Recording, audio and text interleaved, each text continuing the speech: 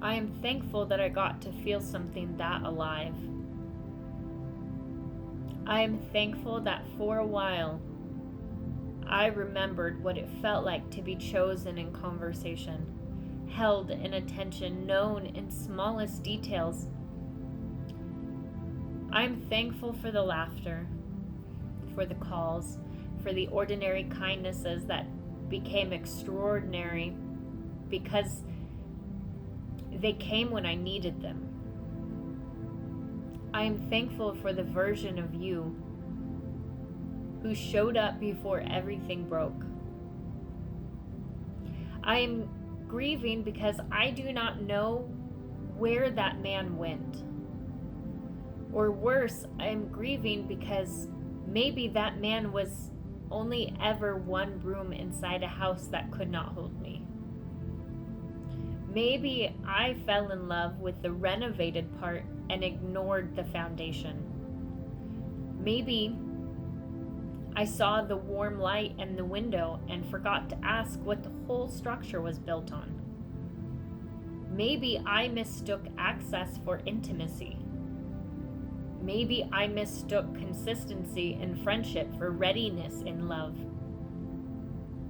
Maybe I mistook your ability to need me for your ability to choose me rightly.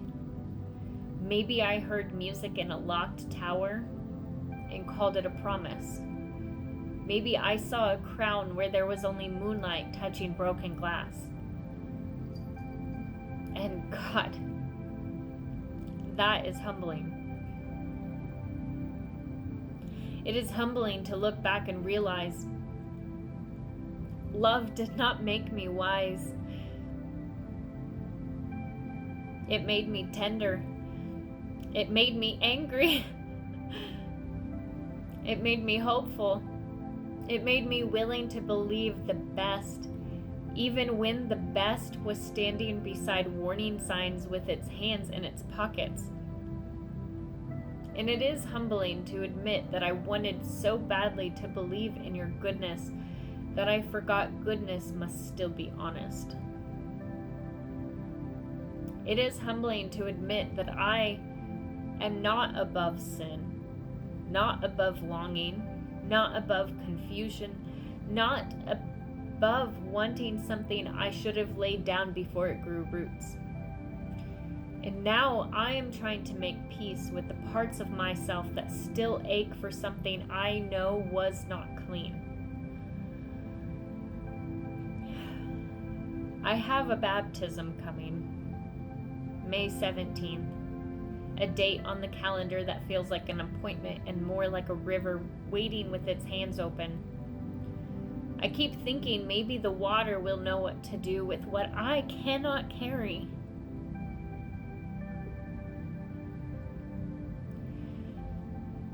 Maybe it will take the guilt. Maybe it will take the shame. Maybe it will take the sin I cannot scrub out of myself with anger or poetry or tears or explanation. Maybe it will wash me down to the bone. Maybe it will find the places in me where your name still lingers like smoke in velvet curtains. Maybe it will carry away the ash. Maybe it will teach me that being forgiven does not always feel like forgetting.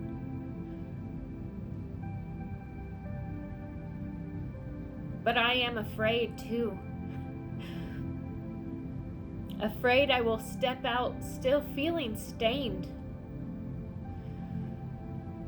Afraid the water will cleanse my spirit but not erase the memory of your voice. Afraid forgiveness from God will be easier to receive than forgetting you.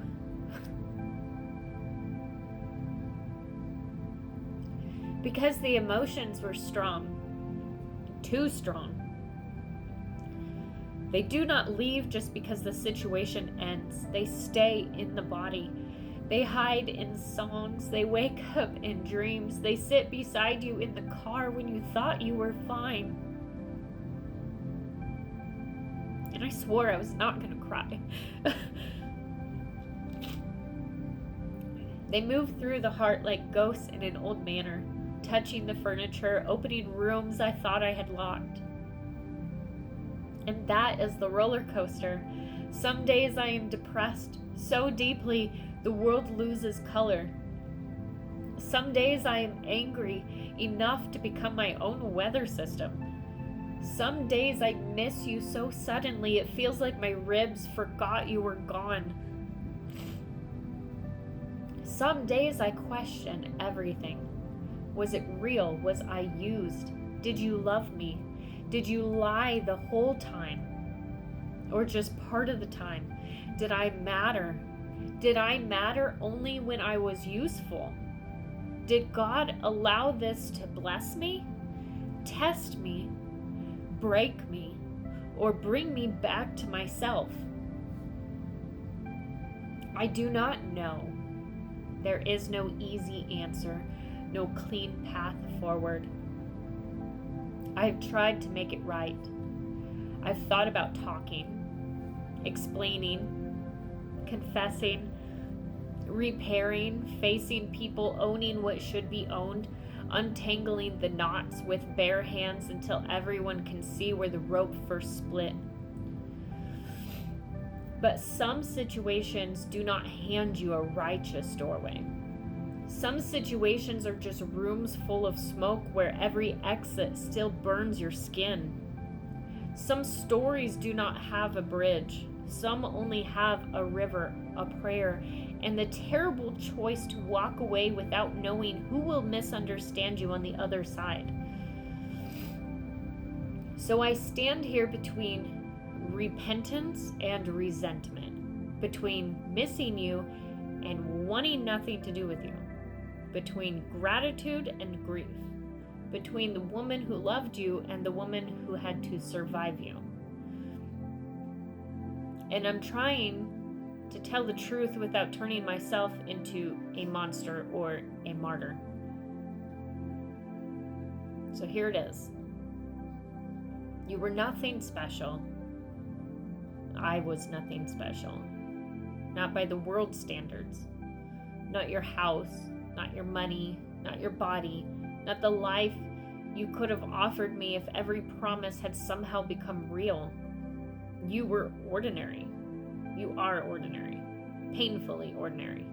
A tired man in a tired life, working too much, carrying too little courage, trying to survive the consequences of choices you did not want to tell the truth about. But you were special to me. That is the wound. That is the holy, humiliating, devastating truth. You were special to me because I knew your voice before I knew your lies. You were special to me because I saw your effort before I saw your weakness. You were special to me because I loved the man who remembered the little things, who showed up with food, who listened to my storms, who made me feel less alone in this world. You are special to me because my heart did not choose your circumstances. It chose your presence. It chose the friendship. It chose the connection. It chose the version of you I believed was honest. And maybe that version was real sometimes. Maybe that is what makes this so impossible to bury.